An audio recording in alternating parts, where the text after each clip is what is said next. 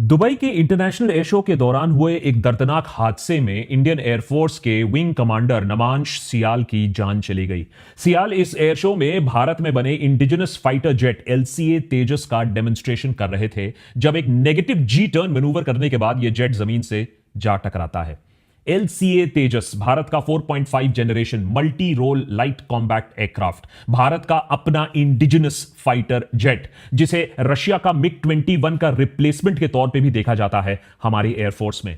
यह aircraft sophisticated fly by wire system का उपयोग करता है स्टेबल फ्लाइट मेंटेन करने के लिए।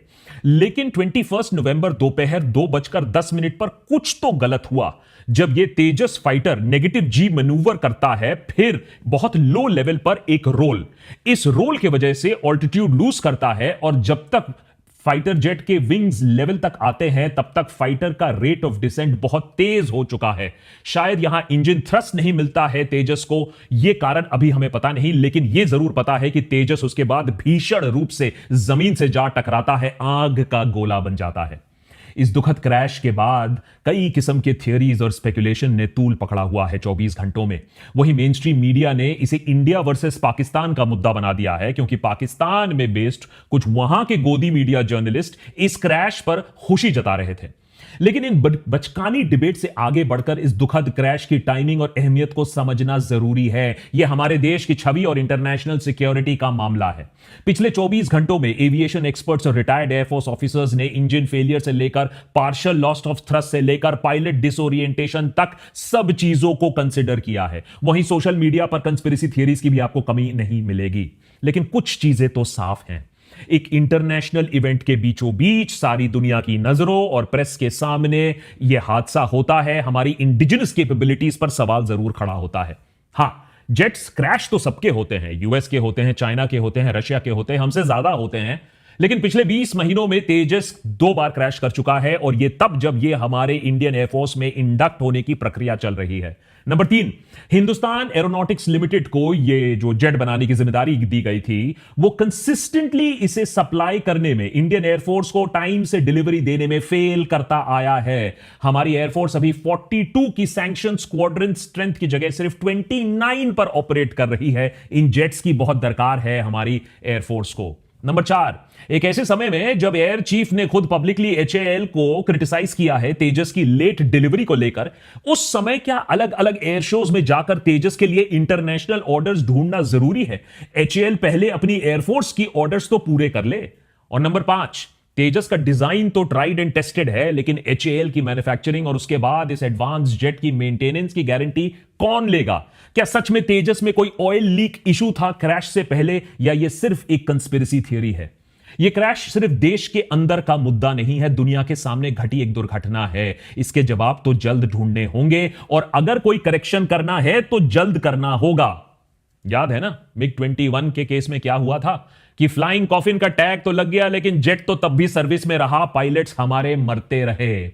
एक ऐसे समय में जब हम फाइटर जेट्स के रेस में पीछे हो रहे हैं, इस क्रैश को सीरियसली लेना होगा और इस ट्रेजेडी से उभर कर बेटर करने की जरूरत है। यह देश की सुरक्षा के लिए, हमारे पायलट्स की सुरक्षा के लिए काफी इंपॉर्टेंट है। देशभक्त पर पहले इस क्रैश को डिटेल में समझेंगे, फिर बाकी बातें। 21 नवंबर 2025 यूएई के दुबई वर्ल्ड सेंट्रल में हो रहे दुबई एयर शो का 5वां दिन।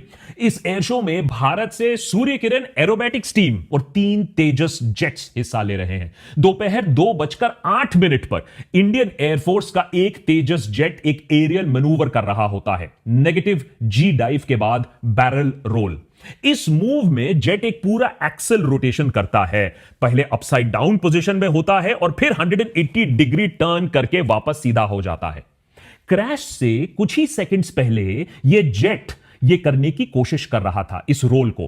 पहले जेट ने पुल अप किया, फिर इन्वर्टेड पोजीशन में आ गया, लेकिन इस क्रूशल मोमेंट पर जेट बहुत तेजी से ऑल्टीट्यूड लूज करने लगता है। आखिरी कुछ सेकंड्स में पायलट प्लेन को वापस कंट्रोल में लाने की पूरी कोशिश करता है, जेट को फिर से पोजीशन में लाया जाता है, लेकिन शायद जमीन से इतना ज्यादा क्लोज होने की वजह से यह जेट ऑल्टीट्यूड गेन नहीं कर पाता है। यहां पर एक्सपर्ट्स 2 एक्सप्लेनेशंस दे रहे हैं।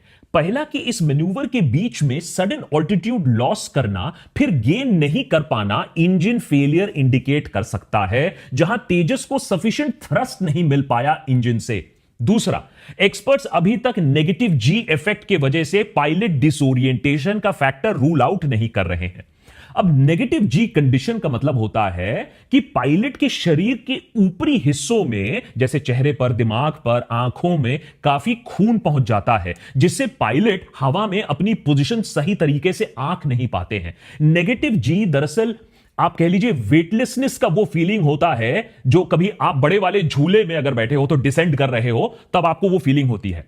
अब आप इमेजिन करिए कि वही झूले पे आप अपसाइड डाउन हो, माने आपका सर नीचे है और आप जमीन की तरफ जा रहे हो। यहां आपकी बॉडी वेटलेसनेस और इन्वर्जन दोनों फील कर रही होती है।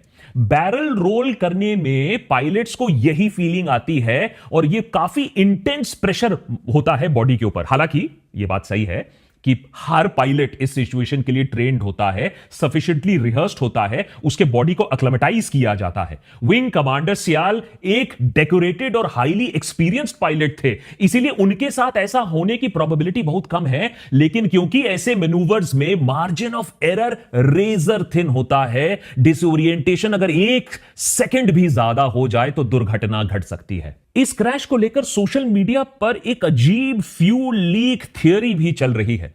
दरअसल दुर्घटना से 3 दिन पहले एक विजिटर ने एक तेजस जेट की फोटो सोशल मीडिया पर पोस्ट की। उसमें क्लेम किया कि जेट के पास एक फ्यूल लीक हो रहा है।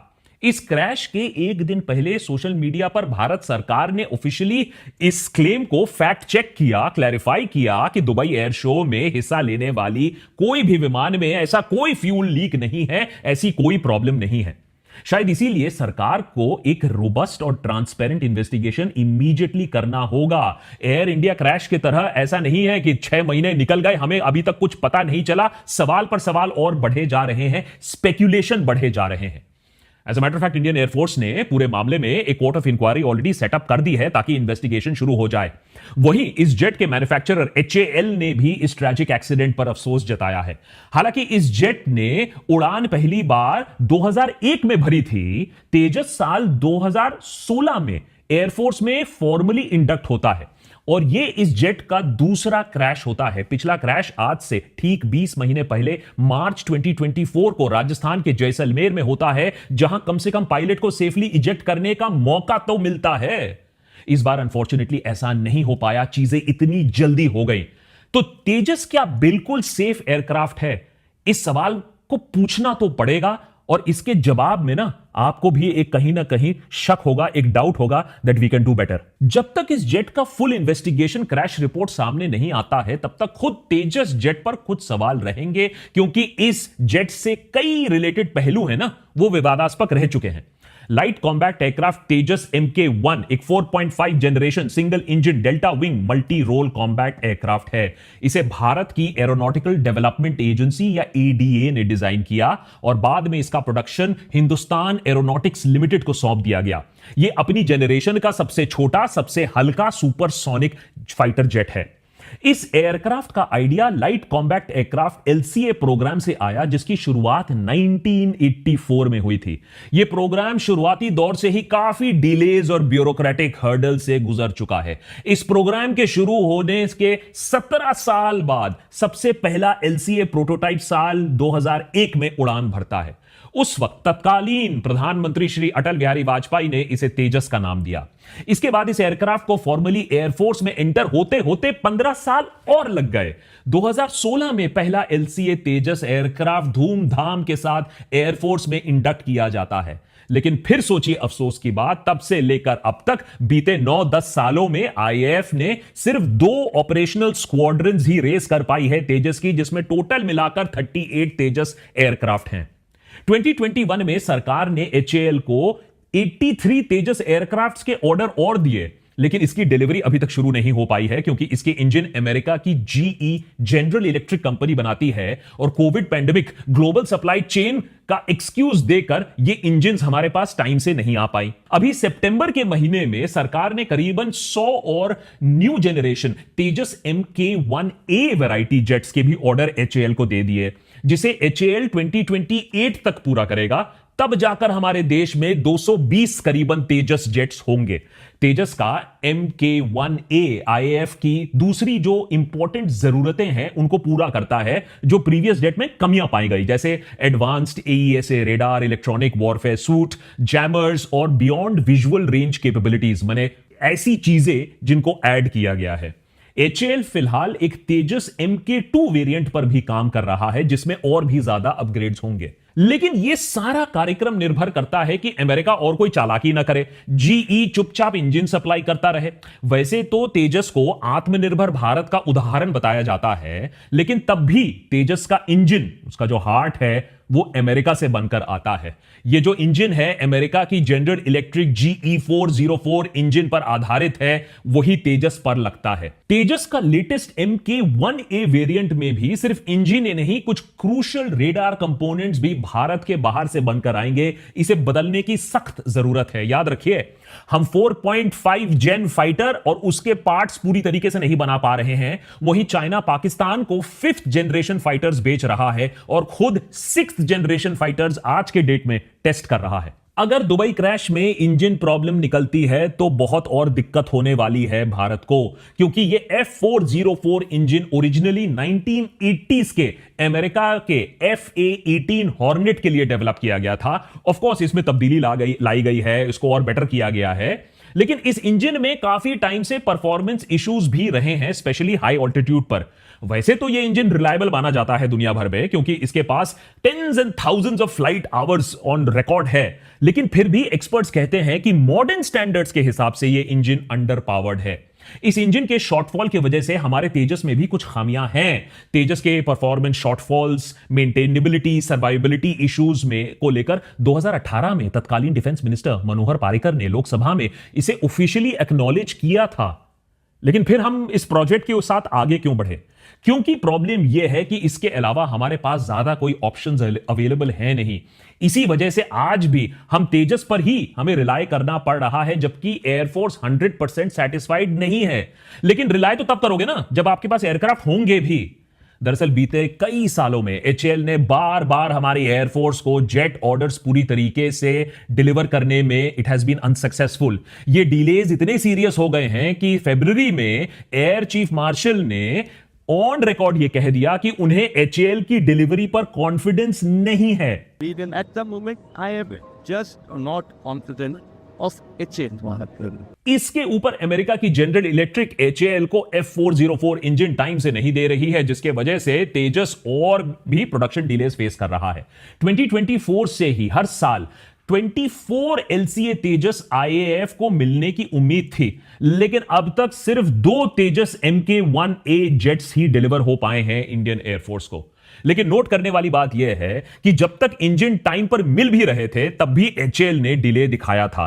तेजस MK1 वेरिएंट के लिए जनरल इलेक्ट्रिक ने इंजन टाइम पर डिलीवर किए थे, लेकिन उस समय भी सप्लाई डिसरप्शन था। तो HAL को भी बेटर करना होगा। अगर नेशनल सिक्योरिटी की बात है तो इस तरीके का एटीट्यूड नहीं चल सकता है। और अब तो GE हमारे साथ लुका छुपी खेल रहा है।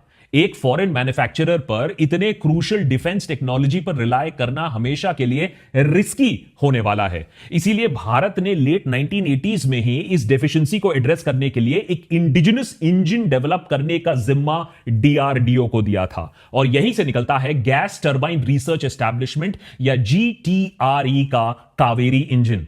लेकिन 1989 से लेकर 2015 तक इस प्रोजेक्ट पर 2100 करोड़ रुपए खर्च करने के बाद भी यह कावेरी इंजन तेजस में फिट होने लायक नहीं बन पाया, और मजबूरन हमें घूम फिरकर फॉरेन इंजन का सहारा, अमेरिका का सहारा लेना पड़ा, जिसका नतीजा आज शायद हम भुगत रहे हैं। हाल ही में अमेरिका का सबसे एडवांस जेट F-35 प्रैक्टिस के समय क्रैश हो जाता है। फिर इंग्लैंड का F-35 ऐसा लैंड करता है केरला में, फिर टेक ऑफ ही नहीं करता है हफ्तों तक। तो अगर हमारे विशाल एयरफोर्स में एक ऐसा क्रैश हो भी जाता तो बात समझ में आती, लेकिन ये क्रैश एक और बहुत ही प्रॉब्लमैटिक चीज को हाईलाइट करता है। इंडियन एयरफोर्स की गिरती हुई ऑपरेशनल स्ट्रेंथ को स्पॉटलाइट पर डालता है।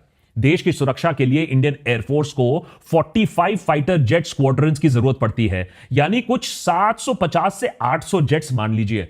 अगर इतने जेट्स एक समय पर अवेलेबल ना भी हो पाए तो एयरफोर्स कहती है कम से कम 40 स्क्वाड्रन स्ट्रेंथ तो हमें चाहिए किसी भी हालत में। तो आप सेफ साइड में 42 स्क्वाड्रन मान लीजिए, क्योंकि हमेशा कुछ एयरक्राफ्ट तो मेंटेनेंस में रहेंगी। तो एयरफोर्स की जरूरत उनके सैंक्शन स्ट्रेंथ से अगर आप कम भी कर दो तो कम से कम 700-750 जेट्स तो होने चाहिए। आज आपको मालूम है कि भारतीय वायुसेना के पास कितने स्क्वाड्रन्स हैं? सिर्फ 29। सितंबर में मिग 21 के रिटायर होने के बाद आईएएफ का fighter squadron level sanction strength से 70% से कम पर चल रहा है। और यह स्ट्रेंथ फ्यूचर में और जबरदस्त तरीके से गिरने वाली है, क्योंकि अगले 10 सालों में मिग 29, जैगवार, मिराज 2000 जैसे पुराने जेट्स रिटायर करने वाले हैं। बाय द वे, ये जेट्स ऑलरेडी पुराने हो चुके हैं, हम इन्हें बस चलाए जा रहे हैं। जहां एक तरफ भारत पर, ये एक तरफ चाइना और पाकिस्तान के साथ एक टू फ्रंट वॉर का तलवार लटक रहा है, वहीं पर हमारी एयरफोर्स अपने मिनिमम रिक्वायर्ड स्ट्रेंथ पर भी नहीं ऑपरेट कर पा रही है। यह सिर्फ एक डेटा पॉइंट नहीं है, बल्कि एक भयानक रियलिटी है जो इंडिया की नेशनल सिक्योरिटी को डायरेक्टली इंपैक्ट करती है। आज के डेट में कुल मिलाकर कुछ 200 से 250 fourth and fifth generation Chinese fighter jets India के अगेंस्ट पोजीशन लेकर खड़ी हुई हैं। उधर पाकिस्तान भी चाइना की मदद से कंटिन्यूअसली अपने फ्लीट को मॉडर्नाइज कर रहा है, और इसी साल रिपोर्ट्स की माने तो चाइना पाकिस्तान को 40 fifth generation J-20 aircraft supply करने वाला है। एक तरफ घटती स्ट्रेंथ, दूसरी तरफ चाइना और पाकिस्तान के साथ बढ़ते टेंशन। एक टाइम पर कहा जाता था कि अगर 1962 की लड़ाई में एयरफोर्स डिप्लॉय किया जाता तो जंग हम जीत जाते। इतनी एडवांस्ड और पावरफुल मानी जाती थी इंडियन एयरफोर्स उस समय, और आज की हालत देखिए हम कहां आ चुके हैं कि हमारी स्क्वाड्रन स्ट्रेंथ पाकिस्तान के साथ कंपीट कर रही है। गलत मत समझिए, ऐसा नहीं है कि हम मार्केट में जाकर फिफ्थ जनरेशन फाइटर खुद नहीं खरीद सकते हैं। अमेरिका ने तो हमारे हाथों में F-35 थमा दिया है। पूरा एपिसोड बनाया है, इस पर देख लीजिएगा कि क्यों हमने उसको नो बोला है। उधर रशिया ने भी Su-57 इंडिया में बनाने की बात कही है, टेक्नोलॉजी देने की बात कही है, लेकिन ये दोनों एयरक्राफ्ट हमारी रिक्वायरमेंट्स को पूरी तरीके से सूट नहीं करती है, क्योंकि इंडिया में जो रिक्वायरमेंट्स हैं वो यूनिक है।